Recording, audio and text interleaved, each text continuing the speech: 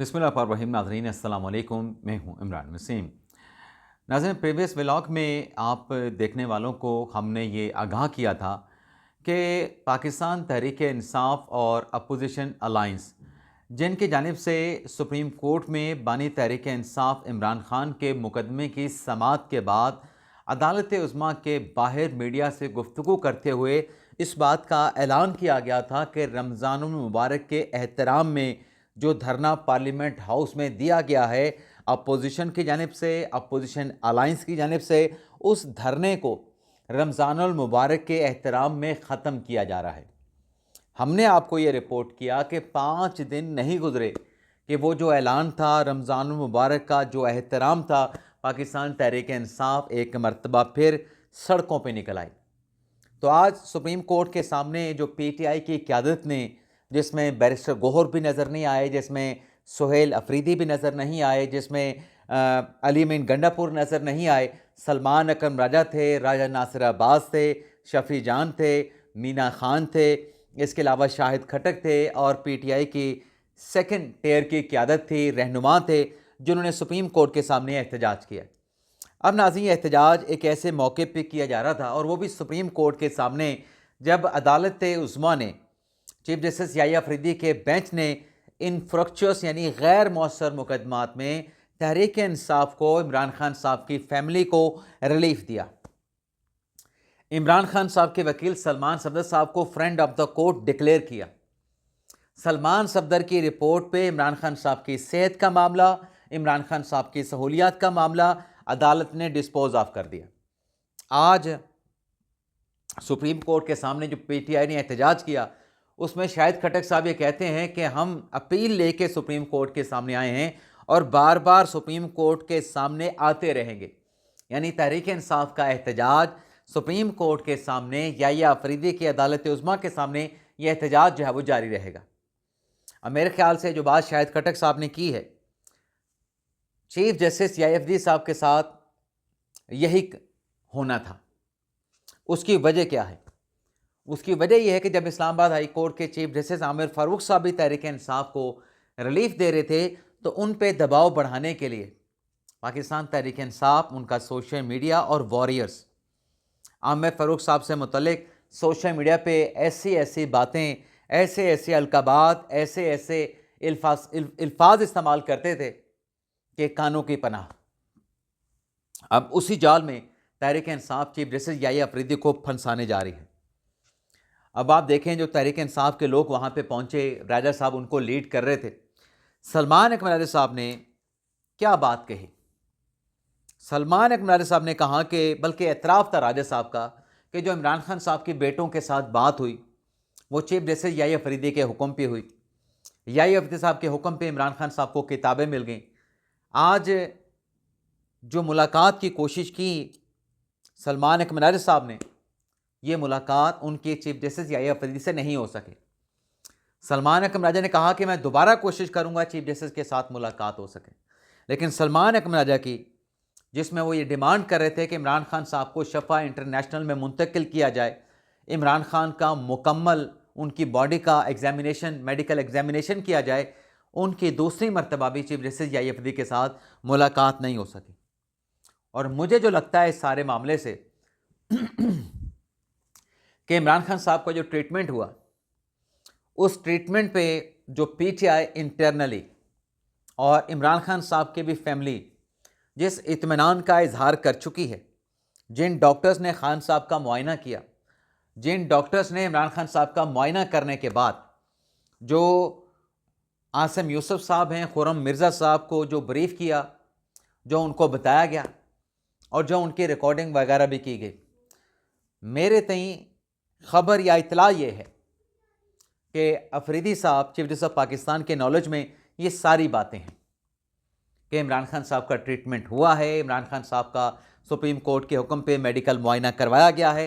लेकिन इस मामले पे जो सियासत हो रही है, जो खेल, जो सियासत है, उसको लेके चीफ जस्टिस याहिया अफरीदी साहब ने लगता है कि ये मुलाकात नहीं की। इससे पहले उन्होंने मुलाकात की और राजा साहब जो रजिस्ट्रार सुप्रीम कोर्ट से मुलाकात करके आए, उस मुलाकात में उन्होंने इमरान खान साहब की अदालत से मुतल्लिक, इमरान खान साहब के इलाज मुआलजे से मुतल्लिक जिन तहफ़्फ़ुज़ात का इजहार किया, जो पैगाम वहाँ पे दिया, इस पर रजिस्ट्रार सुप्रीम कोर्ट का महज इतना कहना था कि आपने जो बातें, जो पैगाम दिया है, वो पैगाम अथॉरिटी तक पहुँचा दिया जाएगा, यानी चीफ जस्टिस या अफरीदी तक आपका पैगाम चला जाएगा। लेकिन अफरीदी साहब ने अब की मरतबा सलमान कमराले से मुलाकात नहीं की, क्योंकि ये तो अब ऑब्वियस हो चुका है कि इमरान खान साहब की आँख की उनके आर्जे को लेके पाकिस्तान तहरीक इंसाफ महज सियासत कर रही है।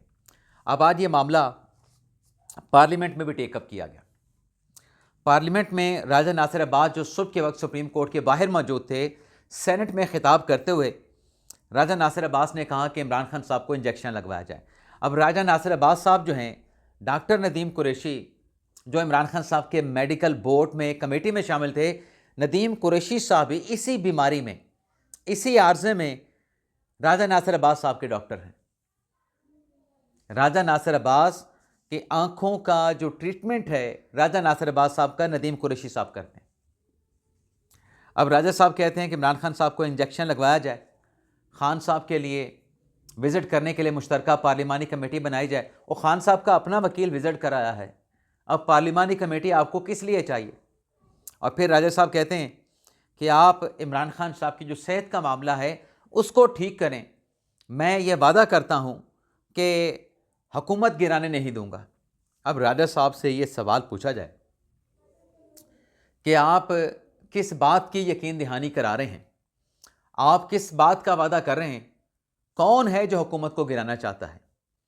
किसके पास इस वक्त पावर मौजूद है, नंबर मौजूद है, जो मौजूदा हुकूमत और निज़ाम को चलता करे? ऐसी कोई चीज़ नज़र नहीं आ रही। हत्ता कि पाकिस्तान तहरीक इंसाफ के पास नंबर भी पूरे नहीं। और जब 8 फरवरी 2024 के इलेक्शन हुए थे तो तहरीक इंसाफ को ऑप्शन दिया गया था हुकूमत बनाने का, फार्म 47 की तहकीकात कराने का। ये तहरीक इंसाफ ही थी, ये इमरान खान खुद थे जिन्होंने हुकूमत लेने से इनकार कर दिया था। पीपल्स पार्टी ने साथ देने का पैगाम पहुंचाया था। अब न जाने राजा नासिर अब्बास साहब जो बात कर रहे हैं कि मैं वादा करता हूं कि हुकूमत गिराने नहीं दूंगा, और भाई यहाँ पे कोई ऐसा है ही नहीं जो हुकूमत गिराना चाहता हो। हुकूमत चलाना तो चाहते हैं, हुकूमत गिराने वाला अभी फ़िलहाल कोई ऐसा हमें एलिमेंट नज़र नहीं आ रहा। न जाने क्यों राजा नासिर अब्बास साहब गारंटियाँ और वादे दे रहे हैं। लेकिन उनको जवाब दिया फिर जनाब राना सनाउल्लाह साहब ने। एक तो राना सनाउल्लाह साहब ने कहा कि मुज़ाकरात हमने शुरू किए थे पाकिस्तान तहरीक इंसाफ के साथ, ये मुज़ाकरात ख़ुद छोड़ के चले गए थे। जब एक बंदा अपनी ज़िद, अना और हठधर्मी की वजह से बातचीत ना करना चाहे तो हुकूमत क्या कर सकती है? मिसाके जमहूरियत का उन्होंने ज़िक्र किया। और फिर उन्होंने ये भी कहा कि डॉक्टर नदीम कुरैशी जो हैं, उनका नाम तहरीक इंसाफ के कहने पे मेडिकल कमेटी, मेडिकल बोर्ड में शामिल किया गया। तो तहरीक इंसाफ कैसे कहती है कि हमारा डॉक्टर ने शामिल किया गया? तहरीक इंसाफ का अपना दिया गया नाम, अपना डॉक्टर उस मेडिकल बोर्ड में शामिल किया गया। अच्छा, एक तरफ अफरीदी साहब चीफ जस्टिस सुप्रीम कोर्ट के बाहर एहतजाज हो रहा है, वहीं ATC अदालत रावलपिंडी अलीमा खान साहबा के खिलाफ केस है 26 नवंबर का। अलीमा खान साहबा फिर पेश नहीं होती, आज फिर गैर हाजिर रहती हैं। कल आपको पता है मंगल का दिन है, मुलाकातों का रोज़ है, वहाँ पे अलीमा खान साहबा आपको नज़र आएंगी, लेकिन सुप्रीम कोर्ट में वो नज़र नहीं आ रही, अपना ATC अदालत में वो नज़र नहीं आ रही। तो अदालत ने शदीद बरमी का इजहार किया, उनके भी अरेस्ट वारंट जारी कर दिए, और उनके साथ साथ जो उनके अपने जामन हैं इस केस में, जिन्होंने ज़मानत दे रखी है, गारंटी दे रखी है, अदालत ने आज उन दोनों जो गारंटोर हैं उनको भी नोटिस कर दिया है। प्रोसिक्यूशन ने भी आज शदीद मुखालफत की है अलीमा खान साहबा के इस कंडक्ट की, और उनकी तरफ से ये कहा गया कि ये हाज़िरी को यकीनी ना बना के अदालती कार्रवाई में रखना डालने की कोशिश की जा रही है। तो अदालत ने पुलिस को अरेस्ट वारंट पे अमल दरामद करते हुए कल तक इस केस की समाअत को मुलतवी कर दिया है। अब नाज़रीन आ जाते हैं अचकज़ई साहब। नाज़रीन, महमूद खान अचकज़ई की नॉमिनेशन, ये बात किसी से ढकी छुपी नहीं, ये फैक्ट है कि इमरान खान साहब ने अचकज़ई साहब की नॉमिनेशन की कि वो अपोजिशन के कौमी असम्बली में अपोजिशन लीडर होंगे। उससे पहले उमर अयूब साहब थे। उमर अयूब साहब 9 मई के केसेस की वजह से नाअहल हो गए और अपोजिशन की सीट से महरूम उनको कर दिया गया अदालती फैसले के नतीजे में, या महरूम उनको होना पड़ा। तो इमरान खान साहब जो खुद कन्विक्टेड हैं, सज़ा याफ्ता हैं, अब 2018-19 में जो नवाज शरीफ के खिलाफ केस चला, जब पनामा के केस में डिस्क्वालीफाई किया गया, फिर एटीसी अदालतों के एवन फील्ड का फैसला आ गया, तो नून लीग ने जब नवाज शरीफ को पार्टी सदर बनाया तो ये पीटीआई से जुड़े एमकेएम, उस वक्त की पीपल्स पार्टी, वो नवाज शरीफ के खिलाफ गए थे कि ये 62-63 पे जब नाअहल हैं, इलेक्शन नहीं लड़ सकते, पार्लियामेंट में नवाज शरीफ जा नहीं सकते, तो ये टिकट सेनेट इलेक्शन के कैसे दे सकते हैं। तो उन्हें पार्टी सदार से भी तहरीक इंसाफ ने बाकी जमातों के साथ उन्हें पार्टी सदार से भी हटा दिया था। अब ये जो नॉमिनेशन अचकज़ई साहब की हुई है, जैसे मैंने कहा, ये फैक्ट है, किसी से ढका छुपा नहीं, ये इमरान खान साहब ने की थी नॉमिनेशन। अब इसी चीज़ को बुनियाद बना के कि एक सज़ा याफ्ता शख्स जो अडयाला जेल में अपनी कैद काट रहा है, जो खुद पार्लियामेंट का मेंबर नहीं बन सकता, आर्टिकल 62-63 पे नहीं उतरता पूरा, इमरान खान, उन्होंने अचकज़ई को अपोजिशन लीडर नामजद किया और ये दरख्वास्त अपोजिशन लीडर जनाब अचकज़ई के खिलाफ आज वफाकी आईनी अदालत में दायर की गई है, जिसमें वकील कौन है? साबिक इस्लामाबाद हाई कोर्ट के जस्टिस शौकत अजीज़ सदीकी और अकबर एस बाबर दरख्वास्त गुजार हैं। पाकिस्तान तहरीक इंसाफ के बानी रहनुमाओं में उनका शुमार है। इस दरख्वास्त में अकबर एस बाबर ने कहा, पहले तो हुक्म इम्तना मांगा गया है, हुक्म इम्तना मांगा गया है कि जब तक इस पटिशन का फैसला ना हो, आप अचकज़ई को बतौर अपोजिशन लीडर काम करने से रोक दें। और दरख्वास्त में कहा गया है कि ये जो अचकज़ई साहब की नॉमिनेशन हुई है, ये आज़ादाना तौर पे नहीं हुई।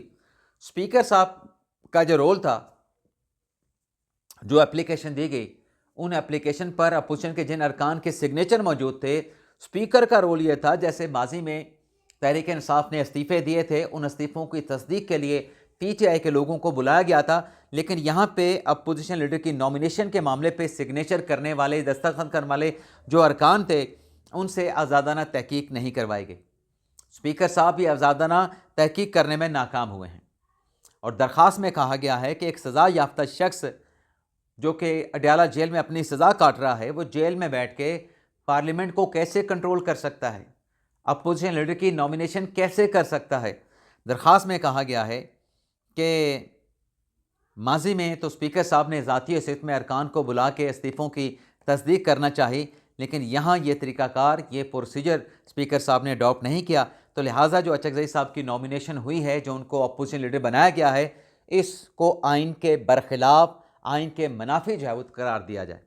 अब ये दरख्वास्त आज आइनी अदालत में दायर हुई है। देखते हैं कॉन्स्टिट्यूशनल कोर्ट में जो मास्टर ऑफ रोस्टर हैं वो चीफ जस्टिस अमीनुद्दीन खान साहब हैं, तो उनकी तरफ से ये दरख्वास्त अकबर एस बाबर की, जिसमें शौकत अजीज़ सदीकी वकील हैं, और अगेंस्ट ये दरख्वास्त है अचकज़ई साहब की। ये दरख्वास्त कब टेकअप होती है, किस बेंच में समाअत के लिए लगाई जाती है। इसके अलावा नाज़रीन, आलमी महाज से दो बड़ी अहम खबरें हैं। एक तो जो ईरान अमेरिका कशीदगी चल रही है, इस कशीदगी में जहाँ कुछ ममालिक की जानिब से अपने शहरियों को ईरान छोड़ने की हदायत, एडवाइजरी जारी की गई है, वहीं अब भारत की जानिब से भी ईरान में जो उनके शहरी हैं, उन्हें फ़ौरी तौर पे तेहरान में ईरान के सफारत खाने की जानिब से सोशल मीडिया पे जो पैगाम जारी किया गया, उसमें यह कहा गया है कि आप अपनी एक्टिविटीज़ को छोड़ के वापस इंडिया चले जाएं, ईरान को छोड़ दें, ईरान के अंदर गैर ज़रूरी सफ़र करने से एहतियात करें, मोहतात होकर रहें। तो इससे भी लगता है कि ईरान का जो मामला है, अमेरिका के साथ जो कशीदगी है, वो संजीदा होती चली जा रही है। बरतानिया ने भी कह दिया अपने शहरियों को निकलने का, और भी कुछ ममालिक ने कह दिया है, अमेरिका ने भी कह दिया है, लेकिन भारत ने भी ऐलान कर दिया। लेकिन भारत ने एक और काम भी किया है। भारत के तेजस जो फाइटर जेट थे, जो 2016 में इंडियन फ़िज़ाइया में इंडक्ट किया गया, 3 त्यारे 2016 से लेके आज तक भारतीय तेजस गिर चुके हैं, फाइटर जेट। और कल जो वाक़या पेश आया जिसमें तरबियत के दौरान त्यारा गिर के तबाह हुआ, उसके बाद भारत ने यह फ़ैसला किया है कि जो 35 लड़ाका त्यारे हैं तेजस, उनकी जब तक जांच नहीं हो जाती, उन्हें फ्लीट में शामिल नहीं किया जाएगा। तेजस 35 फाइटर जेट को जो है वो ग्राउंड कर दिया गया है, अनटिल अनलेस, जब तक उनकी जांच, उनकी स्क्रूटनी, उनका मुआयना नहीं हो जाता। इजाज़त चाहते नाज़रीन, पाकिस्तान जिंदाबाद।